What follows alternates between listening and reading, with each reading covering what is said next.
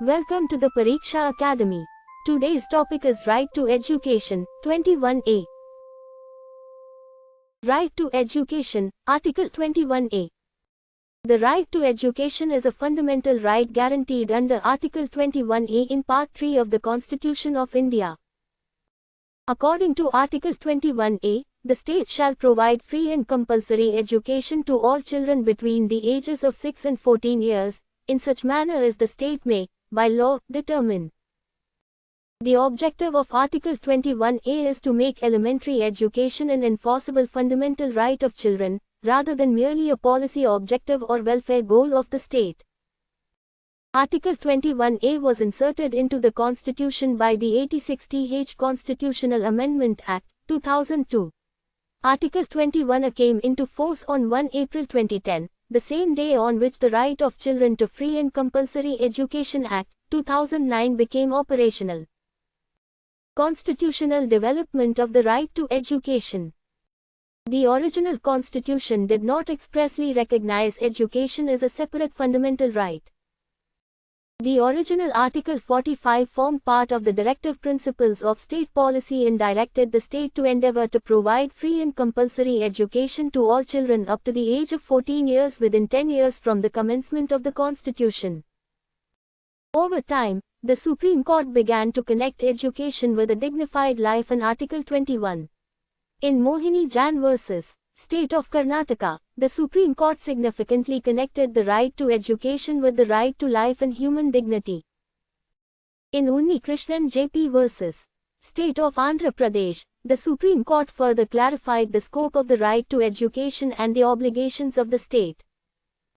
The court gave important constitutional recognition to education up to the age of 14 years as a right flowing from Article 21. Against the background of these constitutional and judicial developments, the 86th Constitutional Amendment Act, 2002 was enacted.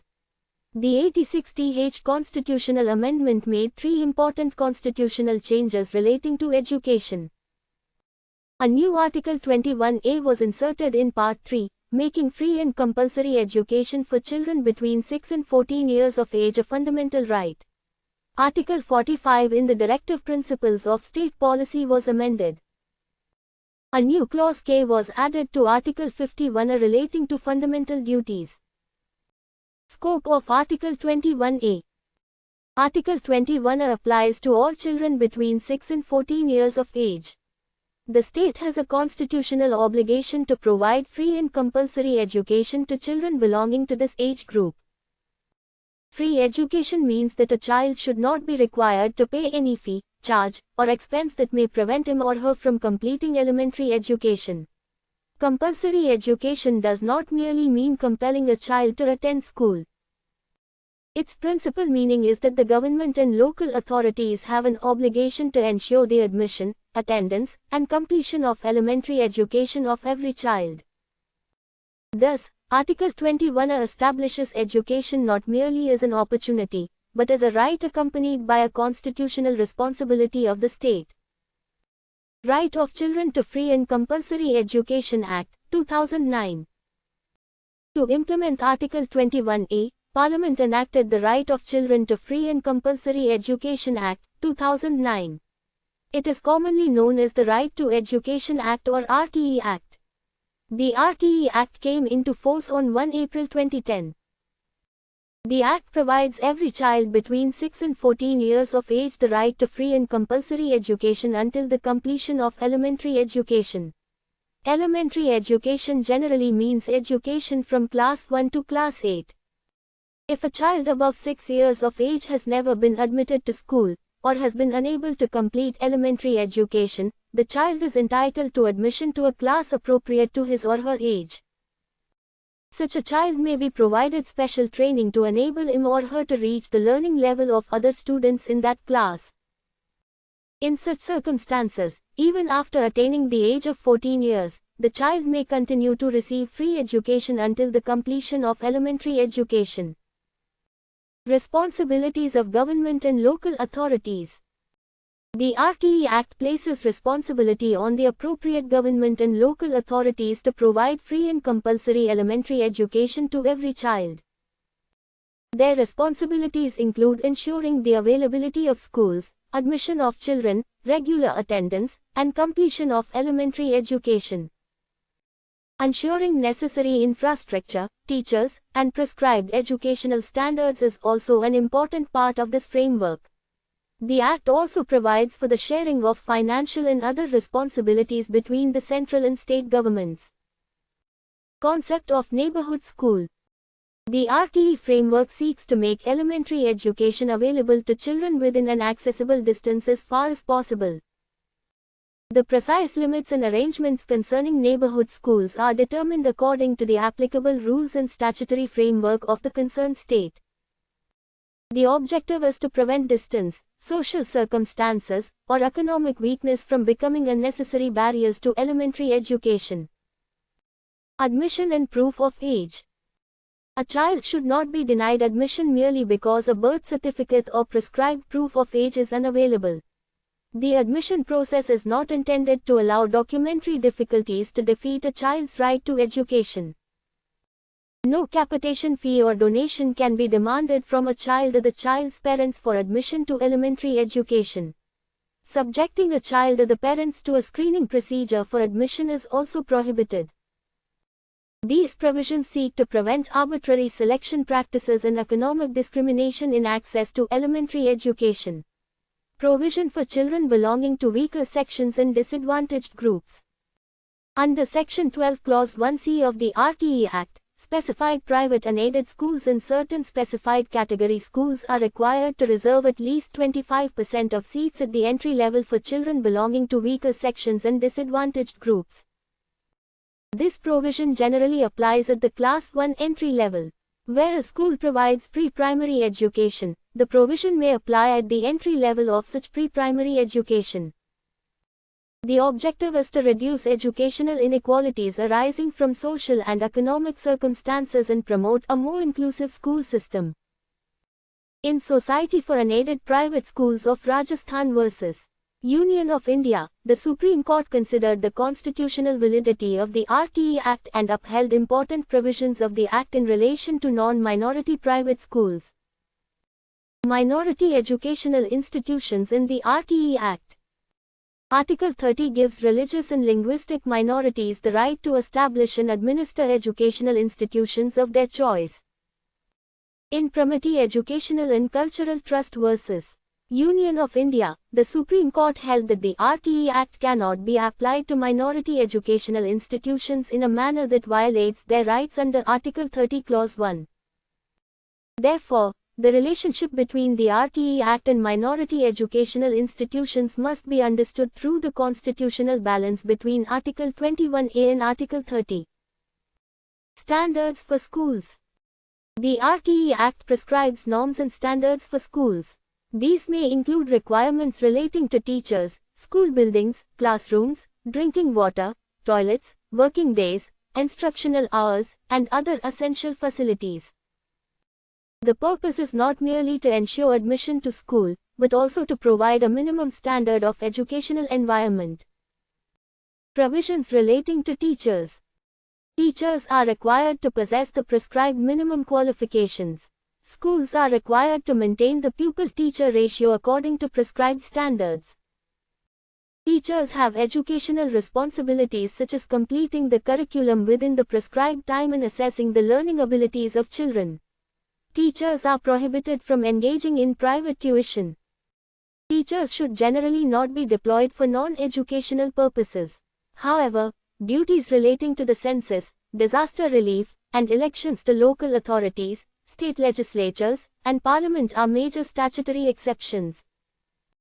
Physical punishment and mental harassment. The RTE Act protects children against physical punishment and mental harassment. Physical or psychological mistreatment that harms the dignity of a child cannot be justified merely in the name of school discipline. This provision seeks to make education child-friendly and based on dignity rather than fear. Curriculum and nature of education. Under the RTE framework, curriculum and evaluation should conform to constitutional values. Education should promote the all-round development of the child.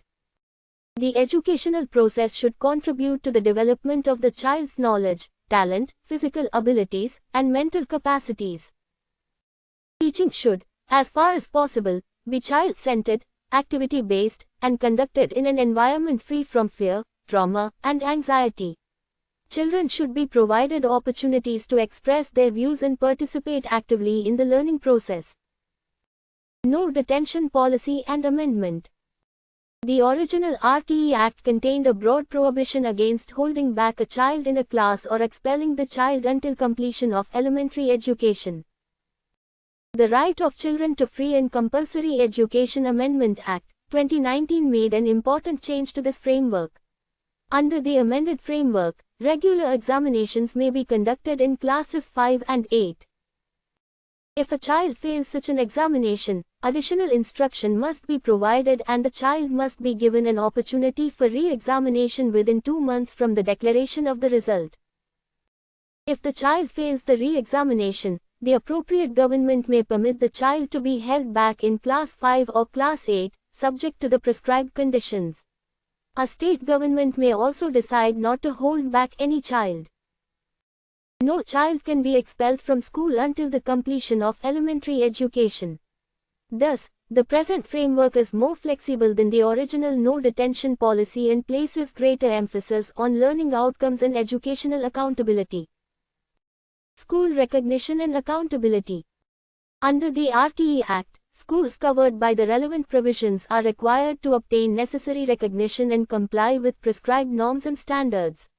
Schools failing to comply with statutory requirements may face action according to law. The purpose is not merely to increase the number of schools, but also to establish minimum accountability among institutions providing elementary education. Monitoring of the right to education. The National Commission for Protection of Child Rights and the State Commissions for Protection of Child Rights have important roles in monitoring rights provided under the RTE framework. Local authorities and other statutory mechanisms may also be used for grievance redressal in accordance with the applicable provisions. This framework seeks to connect the constitutional right to education with practical implementation, monitoring, and grievance redressal. Change in the directive principles through the 86th Constitutional Amendment. The 86th Constitutional Amendment Act, 2002 significantly modified Article 45. The original Article 45 directed the state to endeavor to provide free and compulsory education to children up to the age of 14 years. After education for children between 6 and 14 years was made a fundamental right under Article 21A, the scope of Article 45 was changed.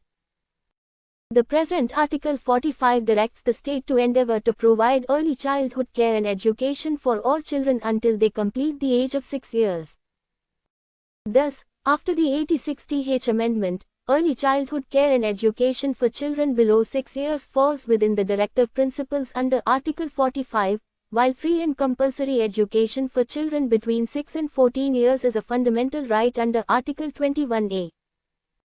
Change in fundamental duties through the 86th Constitutional Amendment. The 86th Constitutional Amendment Act, 2002 added Clause K to Article 51A. Under Article 51 Clause K, it is the fundamental duty of a parent or guardian to provide opportunities for education to his or her child or ward between the ages of 6 and 14 years. This amendment increased the number of fundamental duties in the Constitution from 10 to 11. The provision constitutionally emphasizes the roles of both the state and the family in children's education. The state has an obligation under Article 21A to provide free and compulsory education, while parents or guardians have a fundamental duty under Article 51 Clause K to provide educational opportunities to their children or wards. Article 21A, Article 45, and Article 51 Clause K together constitute an important constitutional framework concerning children's education. Early childhood care and education for children below 6 years is a directive principle under Article 45. Free and compulsory education for children between 6 and 14 years is a fundamental right under Article 21A. Providing educational opportunities to a child or ward between 6 and 14 years is a fundamental duty of the parent or guardian under Article 51 A Clause K. Thus, the 86th constitutional amendment transformed education from being primarily a policy objective into an integrated constitutional framework of a child's right, the state's obligation, and parental responsibility. The central constitutional philosophy of Article 21A in the RTE Act is that a child's elementary education should not depend merely upon the economic condition or social background of the family. Free and compulsory education between the ages of 6 and 14 years is a fundamental right, and the state has a constitutional responsibility to make this right real, accessible, and effective. Thank you very much for joining us. For more useful study material, please like and share this video, and subscribe to the Pariksha Academy channel.